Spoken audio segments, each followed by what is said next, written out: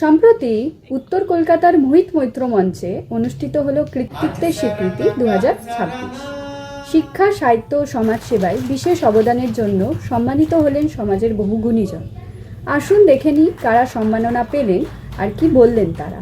আজকে এই সম্মানটা পাওয়ার পর আমার যে দায়িত্বটা সেটা দ্বিগুণ বেড়ে গেল। আমি চাইবো এই সম্মানটির মর্যাদা যাতে আমি রাখতে পারি।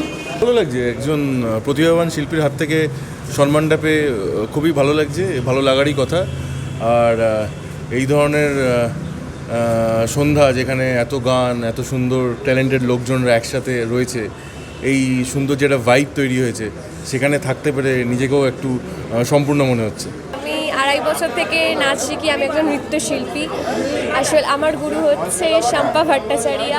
তো তার জন্যই আমি এতটা দূর আসতে পেরেছি আর এই সম্মানটা আমি নিতে পেরেছি। আর বাবা মা তো আছেই, বাবা মা না থাকলে আমি এত দূর আসতেই পারতাম না। আর সবাইকে আমি অসংখ্য ধন্যবাদ আমাকে এই সম্মানটা আমাকে দেওয়ার জন্য। আমার দায়িত্ব আরও অনেকটা বেড়ে গেল এবং আমি খুবই গর্বিত এবং আগামী দিনে যাতে আরও বড়োভাবে কোনো কিছু করতে পারি সেই চেষ্টাই করব।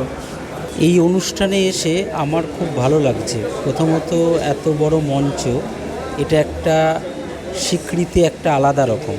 আমার তো ভালোই লাগছে এবং এই সম্মানের জন্য শুভদীপ এবং তার টিমকে আমার তরফ থেকে অসংখ্য ধন্যবাদ। আমার খুব ভালো লাগছে। আমি একজন সঙ্গীত শিল্পী, আর আজকে এই যে এত সুন্দর একটা আয়োজনে আমাকে আমন্ত্রণ করা হয়েছে স্বর্ণপদক সম্মানে ভূষিত করার জন্য, এর জন্য খুবই আমি আপ্লুত এবং খুবই আনন্দিত।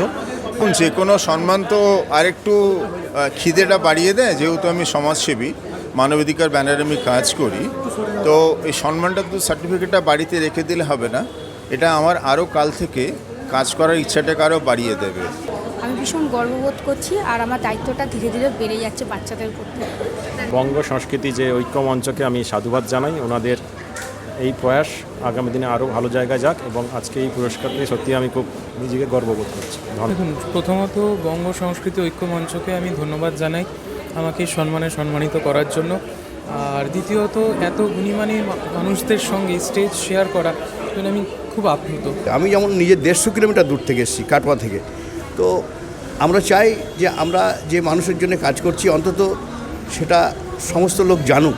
আজকের এই অনুষ্ঠানটা ভীষণভাবে ভালো লাগলো। এত গুণী মানুষের সঙ্গে একটা স্টেজ শেয়ার করতে পারলাম, যার জন্য আমি চিরকৃতজ্ঞ থাকব। তো আমি একটা কথাই বলি, ও মন কখন শুরু কখন যে শেষ কে জানি।